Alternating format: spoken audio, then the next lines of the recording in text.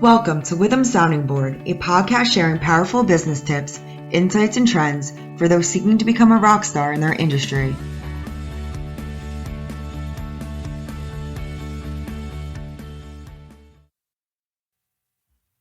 All right, good day, good afternoon for those who are listening in. My name is Derek White. I'm a co-leader of our food and beverage industry group.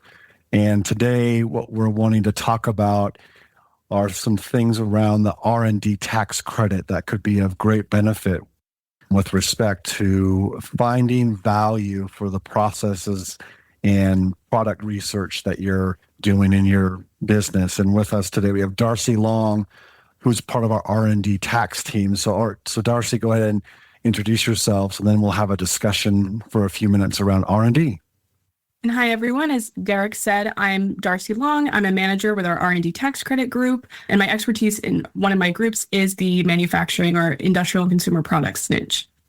So one of the things that we see in the food and beverage, and for that matter, overall in consumer products, the manufacturing is R&D tax credits. And so tax credit is, for those who don't know, is a way to reduce your tax by documenting the type of research activities that you employ in your business to either further your product or processes. And so, Darcy, give us kind of a 30,000-foot level view of what R&D tax credit is beyond what I just described it, and maybe some reasons why our audience will be interested in understanding a little bit more about this.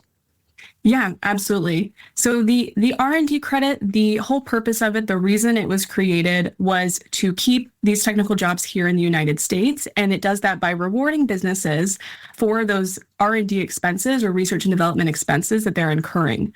So the R&D credit, as Derek mentioned, can be used firstly against any tax liability you may have. So that gives you a way to keep some of that money in your pocket to help reinvest back into your business. And there's a second way that you can actually use the R&D credit, especially for our small businesses. This can be quite lucrative. The R&D credit can be used to offset quarterly payroll taxes. So for that, you can claim up to $500,000 per year against payroll taxes, and that's for our small businesses. So to meet that, you just have to have under $5 million in gross receipts for the current tax year, and you can't have been in business or had gross receipts for more than 5 years. So there's two different benefits there that can, like I said, help you keep that money in your pocket and reinvest that back into your R&D and, further expand your business. I mean, that sounds pretty amazing, I think, when you think about it. I think a lot of times, many of our clients are relatively new, trying to figure out their business and how it kind of works, and we will be in losses. And so this opportunity to have a payroll offset really provides, more immediate monetization of the R&D credit. So that's a pretty, powerful tool. I know I see that with many of my clients on this. And so, a lot of the clients I have in prospects I talk to and other business owners will just use the term research loosely, saying, oh, I do all this research to come up with it. And in their mind, it can mean a lot of different things. And I know that in our world, in the tax world, when a lot of things get put into law, they always sound really great. And then when you get into the minutia of it, it's a lot more restrictive than you think. So maybe give us, a few examples of some of the things that the company would have to meet, when it comes to the type of expenses and the type of documentation, or some things around this, maybe some of the basics around this. Yeah, absolutely.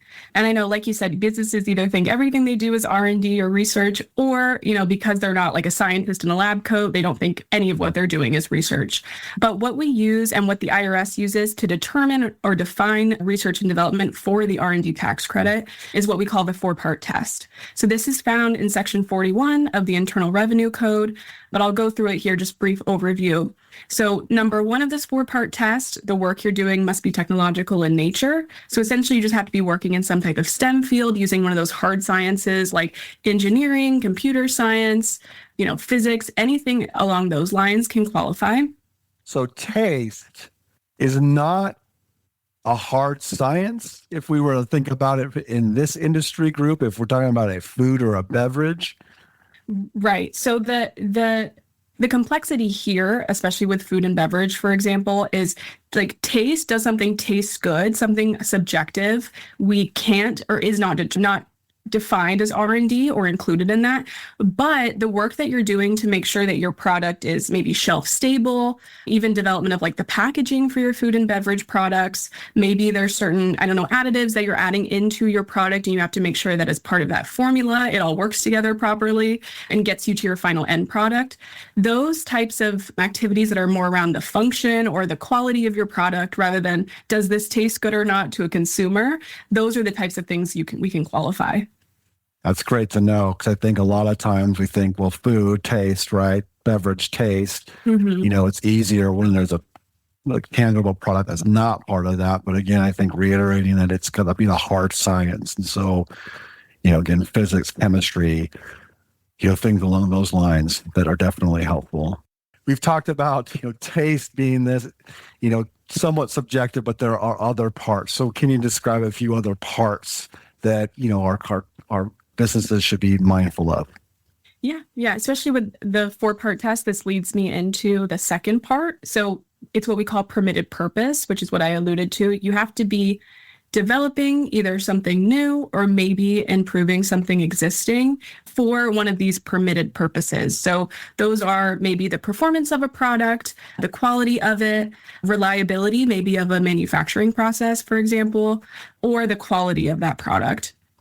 So that's number 2. And that's where we would exclude, like I said, those subjective pieces of the R&D and focus more so on, one of these technical developments.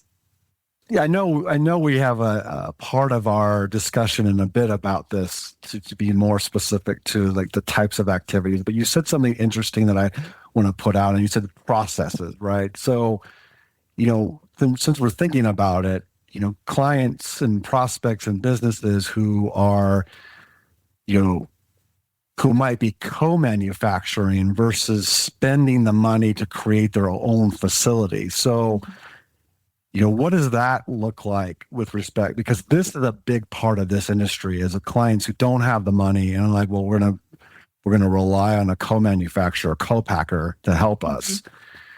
So how does that play into this part in the process? Yeah. For the R&D credit, the IRS wants to make sure that only one business is claiming the credit for one set of activities. So not both of those co-packers, for example, can't both claim the credit for those activities that they're sharing.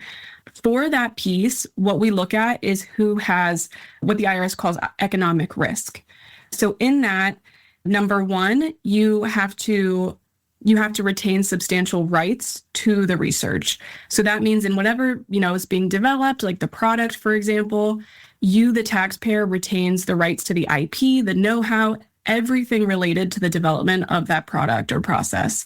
That's typically what we find in a contractual document and is something that we would evaluate in order to determine who has that substantial rights to the product. Number 2 is the financial risk piece.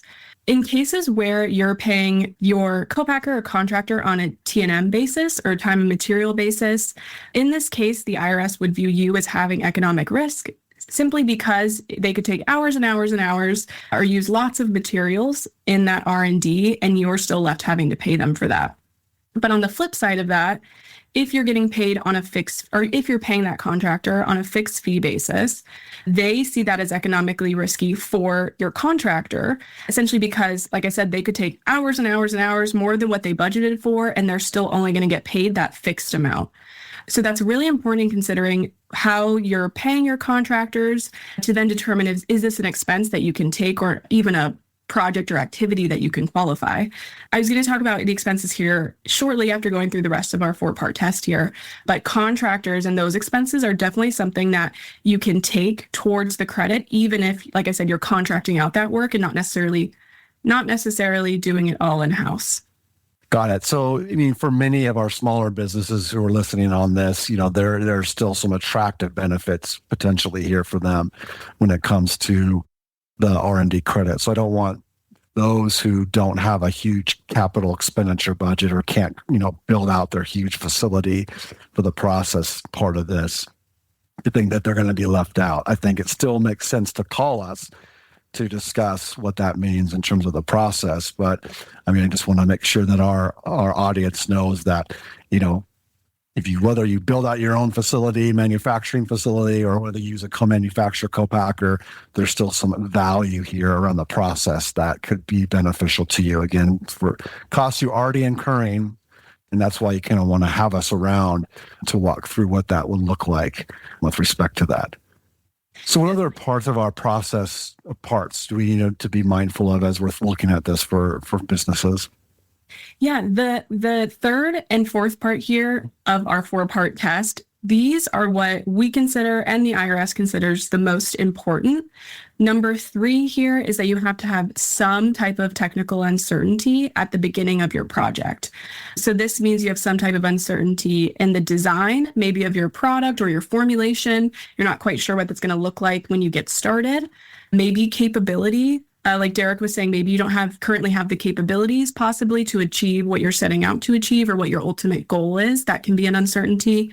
And then methodology. Maybe you have an idea or a goal, but you're not quite sure how to get there. Any of those aspects can be considered a technical uncertainty for the R&D credit. And this essentially is trying to exclude you from, claiming the credit for work where you're just reapplying a solution you've used elsewhere to a different situation. So just making sure that in every project or all the work you're doing, there is some level of uncertainty. It's similar. We always compare it to a hypothesis in your scientific process. To go along with that, like I said, is the process of experimentation, our 4th part. So this is the process that you're going through to resolve that uncertainty from the 3rd part. So this can look like a trial and error process. Maybe you're trying to manufacture a product. You have to go through a couple trial runs to get to your final product or what's actually going to work. Iterative design of your formulation could count here.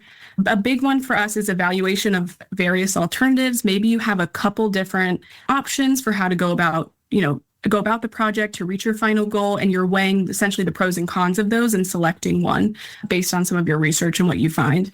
So like I said, the last 2 parts here are really key to claiming the R&D credit. It's just showing that, you are going through this scientific process to get to your end product, your end result. Got it. So now that we've touched on many of like the IRS technical, I mean, I think everyone cringes when they hear the 3 letters IRS and obviously in R&D world, IRS does have, is pretty aggressive with respect to how it views the credit and all the documentation required. I think it'd be helpful to think about stories we can tell and bring this to a business's like day-to-day thinking, right? So I know we've talked and touched on a few things with respect to this, but if a business owner is listening, or a CFO is listening, or a VP of accounting is listening, to this and saying, okay, well, thank you for the intro. Like, let's bring it to the real world now and say, what does that look like? I love how you said it's not just the white lab coats, people that are doing this. It's not that per se. It's very much on the shop floor, so to speak. So, thinking about some of our clients, we can talk through this as maybe like developing and testing. We've talked about that. I mean, I love the idea of packaging, right? Eco-friendly packaging, stability of the product with respect to that, testing formulation. So like who gets involved in those things that you've experienced, Darcy, and maybe add on a few other types of activities that our clients and businesses can think about? Yeah. And I find talking to our clients, especially in this space, a lot of them think their day-to-day is in R&D. It's something, is or is not in R&D. They think it's not R&D before we even talk to them. It's something they do on a day-to-day that they're an expert in. It comes, maybe like second nature to them because it's like I said, what they do on their day-to-day. So some other examples that fall into R&D and can qualify, that's just something, like I said, in your day-to-day as a manufacturer. We have lots of clients that qualify essentially just on their manufacturing processes themselves. So maybe they're not creating some new product, but they are improving their manufacturing processes to improve efficiency, maybe reduce the number of employees or individuals on the shop floor that they need to operate their manufacturing processes. So some of that process automation ultimately. Maybe there's some other, they've got a lot of waste product they're trying to eliminate in their manufacturing process. So it's important to look at not only maybe a product or a prototype, formulation, anything like that you're developing, but also at the manufacturing processes themselves. Even something like considering the space that you're working with, your shop floor, and the different, order or sequence of equipment or how you can lay those out in a more efficient manner. Even something like that can qualify because there's that evaluation of alternatives and a trial and error process you have to use. Got it. So, yeah. And with that, you have a couple different folks that we typically see involved. You've got some engineers perhaps working on developing that manufacturing process. I've seen like general managers as well at some of our plants that are involved in coming up with and providing feedback on that manufacturing process because they're the experts. They're right there on the shop floor every day. We also have even food scientists who qualify in the food and beverage space. Innovation chefs is another job title we commonly see. But even the actual operators on the machinery can qualify. And that's due to them being able to provide feedback as someone who's directly involved in that process. So there's a couple different groups and a couple different levels of employees. So not only engineers, but also people, supporting them or even managing those engineers from a slightly higher level in the process. So it's quite a few people, including management, that can get directly involved. So that's really super helpful. So I think it's for the processes and manufacturing processes you've talked about. Those might be geared more towards those who have their own facility in place. But again, we've talked about those who don't, and that financial risk they can take on still that might still provide them a benefit. So it's great to know that, how to have our clients or businesses think about, what they're doing from a research perspective. And, I know both of us can have great client examples that can talk through, how the R&D credit has worked for them. So if you want to give an example of a real world case study per se, that would be helpful to drive home this point. Yeah, definitely. It helps kind of see how those expenses can translate into an actual R&D credit. For a real life example, we've got a manufacturer who's got a couple different buckets of qualifying expenses that we've used to generate a credit for them. One bucket is qualifying wage expenses. So like we talked about, this is employees who are either directly involved in the research or play some type of supporting role or supervisory role. For this example, we've got about $5 million in qualifying wage expenses. And this is made up of W-2 wages for employees who spend at least some of their time on R&D activities. We've then got qualifying supplies expenses. So this is one we haven't talked about yet. This is any tangible property that is not depreciable in nature.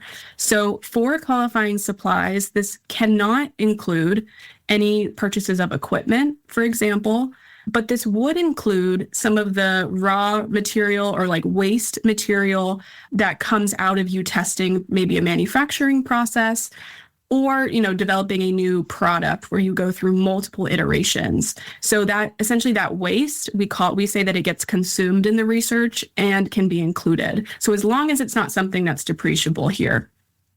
So for our manufacturer in this example, we've got about $3.1 million in supplies expenses. And then the last applicable bucket for most of our manufacturers is contractor expenses, which we have touched on here. For this manufacturer, they've got about $170,000 in contractor expenses.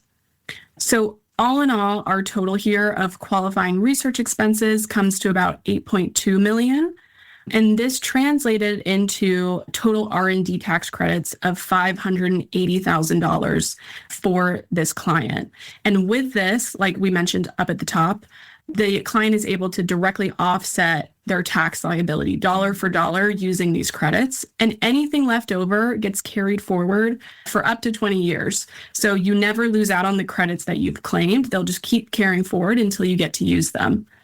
So, the simple math suggests that 7% of our wages or our qualifying expenditures, this year made up this credit, which is great. So I think, a business can say, well, if we kind of know where our expenses are, then maybe there's, 7 to 10% of that cost would be in a form of a credit. So maybe not every year it's those exact numbers, but it definitely does kind of help you translate that things that you are doing on your normal trader business as an activity, can get you into this credit, assuming that the activities are qualified. So it's, again, pretty powerful benefit here with respect to this. And, we do want to say too that that's on the federal side. Many states have their own R&D credit regime.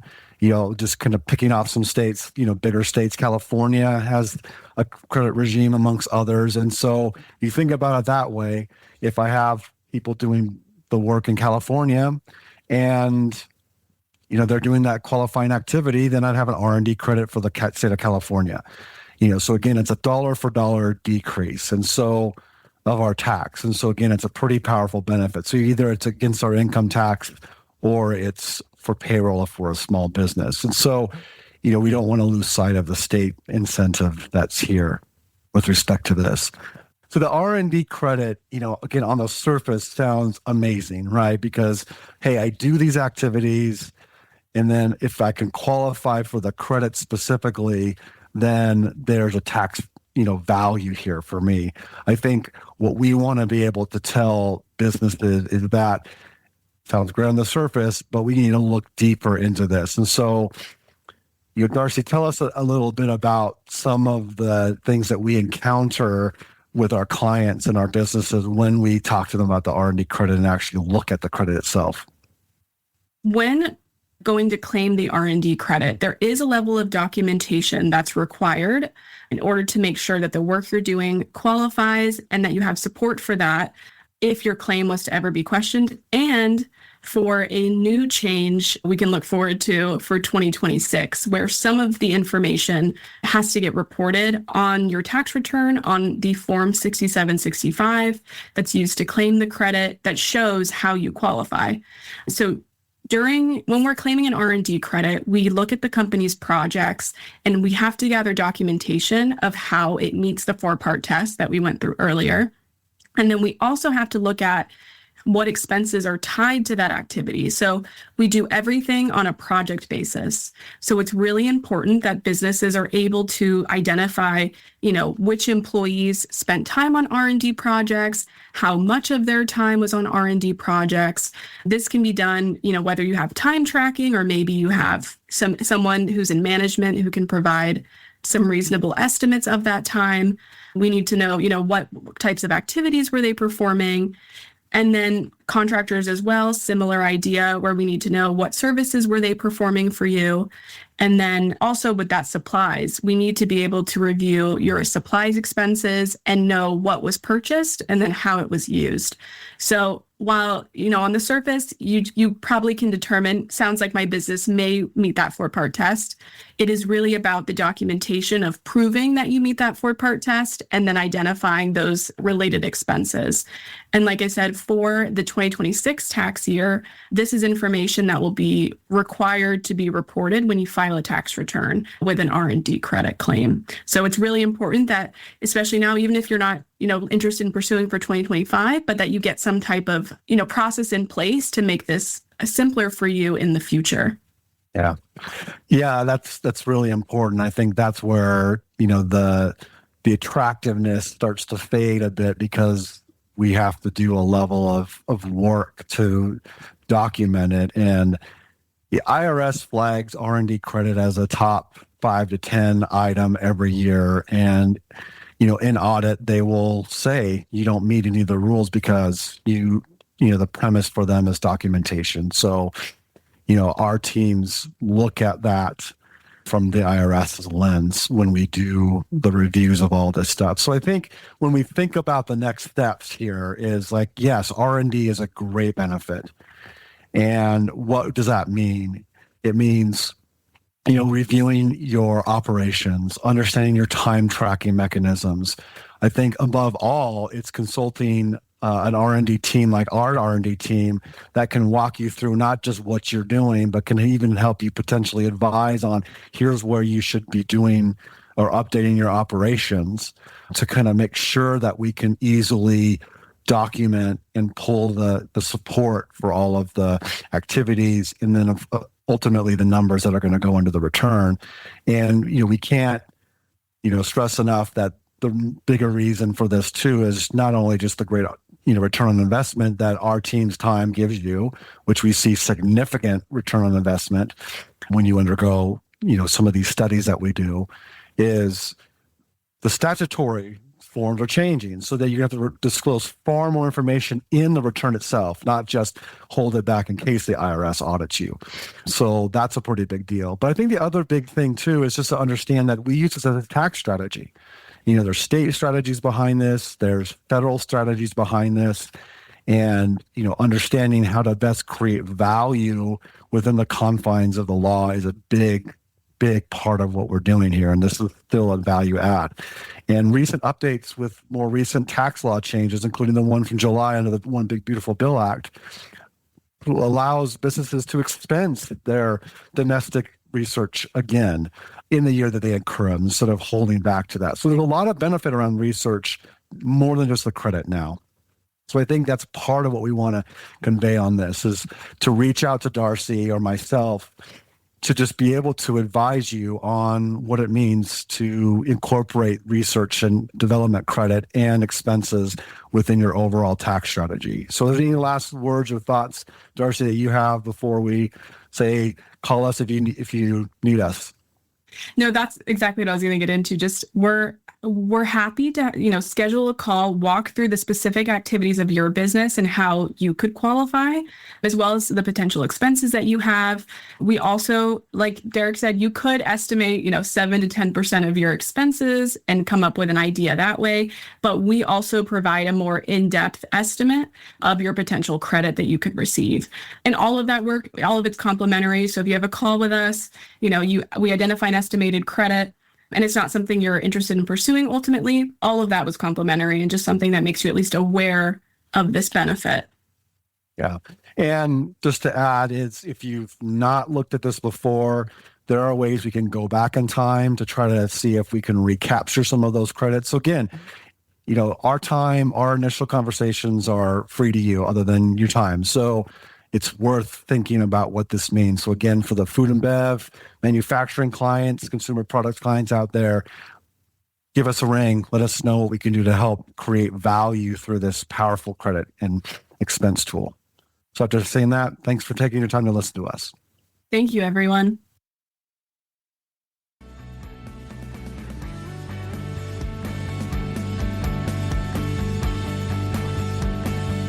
Thanks for joining us. Be sure to subscribe to our podcast so you'll be first in line to hear what's coming next. Don't want to wait for our next episode?